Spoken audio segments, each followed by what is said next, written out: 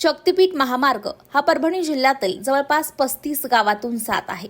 परभणी जिल्ह्यातील बाधित शेतकऱ्यांनी याला विरोध केलाय। शक्तीपीठ महामार्ग हा परभणी जिल्ह्यातून वगळण्यात यावा या मागणीसाठी आज परभणी शहरातील कृषी उत्पन्न बाजार समिती मैदानात बाधित शेतकऱ्यांचा मेळावा घेऊन परभणी जिल्हाधिकारी कार्यालयावर मोर्चा काढून निवेदन देण्यात आले आणि शक्तीपीठ महामार्ग हा परभणी जिल्ह्यातून वगळण्यात यावा अशी मागणी या निवेदनाद्वारे करण्यात आली।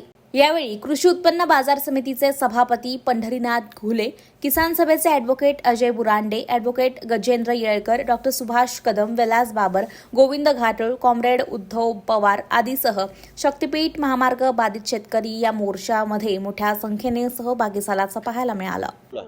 आज इथं जमलेले आम्ही शक्तीपीठ मध्ये बाधित सगळे शेतकरी आहेत। आम्ही 2 वर्षापासून आमचा संघर्ष चालू आहे साहेब। आम्ही शासनाला आजपर्यंत अनेक निवेदनाच्या माध्यमातून आमच्या भावना कळवल्या आहेत की बाबा या शक्तीपीठला आम्हाला जमिनी द्यायच्या नाहीत। आम्ही कोणत्याही परिस्थितीत या जमिनीला 1 इंच जमिनीवरही शासनाला आम्ही पाय ठेवू देणार नाहीत। तरी पण शासन आज माननीय मुख्यमंत्री साहेब असे म्हणतात की फक्त कोल्हापूरचाच विरोध आहे आणि हा विरोध दाखविण्यासाठी आमच्या भावना शासनापर्यंत दाखवण्यासाठी आज आम्ही एवढा मोठा मोर्चा काढला। परभणीतले लेकरं हे असे एवढे लेकरं महिला सगळ्या घराला कुलप लावून इथं आज आम्ही परभणी जिल्हा कार्यालयावर आम्ही इथं आलेलो आहेत आणि तुमच्या माध्यमातून मी सगळ्या जगाला सांगतो या शक्तीपीठ मधल्या शेतकऱ्याचा तुम्ही जर अन्न खात असतील तर यांचा काहीतरी तुम्ही सगळ्यांना आवाज मोठा करायचा प्रयत्न करा। आज या शेतकऱ्यावर खूप मोठा आज अन्याय होत आहे। आज आमचं शासन कोणतंही ऐकून घ्यायला तयार नाहीत आणि आम्ही जमीन शासनाला 1 इंचही देणार नाहीत। भलेही मग त्यासाठी आम्हाला दुसरं पाणीपत करायची गरज पडेना, पण आम्ही देणार नाहीत। सगळा महाराष्ट्र बघणार आहे पुढे भविष्यात काय होईल ते। कारण आज एका गावात जर ठिणगी पडली तर मी तुमच्या माध्यमातून सांगू शकतो संपूर्ण महाराष्ट्र त्या गावामध्ये येणार आहे आणि आम्हाला साथ देणार आहे। आम्ही काही एकटे शेतकरी नाहीत।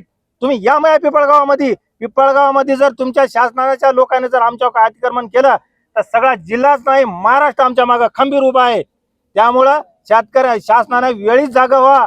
आमच्या परभणी जिल्ह्यातून ही अलाइनमेंट बदलून तुम्ही तुमचा कोठा का तिकडे करणार आम्हाला काही गरज नाही, पण आमच्या परभणी जिल्ह्याच्या जमीन बळकावण्याचा स्वप्नही बघू नका।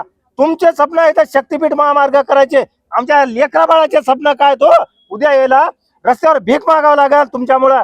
विचार करा, तुम्हाला लेकरा बाळ आहेत सर।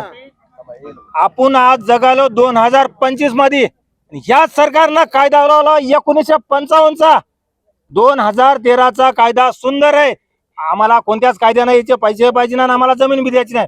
तुम्ही विचारलं म्हणून आम्ही तुम्हाला सांगलो 1955च्या कायद्याने आमच्या जमिनी घ्यालेत। काय गरज आहे 1955चा कायदा लावायची?